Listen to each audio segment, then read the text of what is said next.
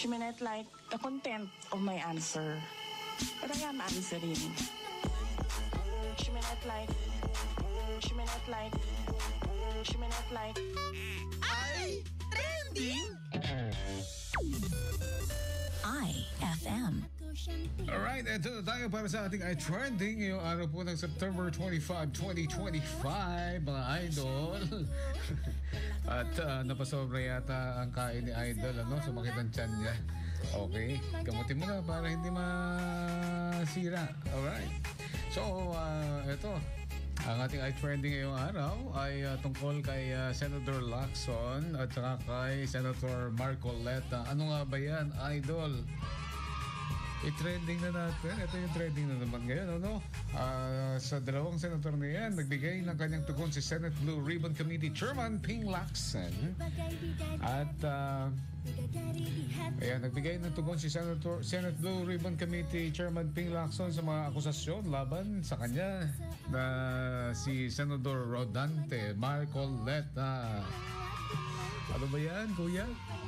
Matatanda ang inakusahan ni Marcoleta si Lacson na mayroong pinapanigan matapos itong sabihin sa media na mas kredibilidad na si Engineer Bryce Hernandez na maging state witness kaysa sa mga diskaya.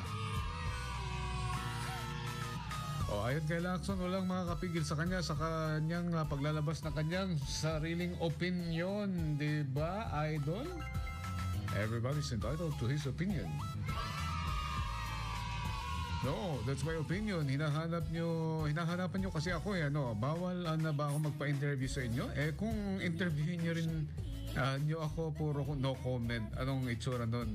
Just because he is complaining, that's my personal opinion, sabi ni Senator Lacson.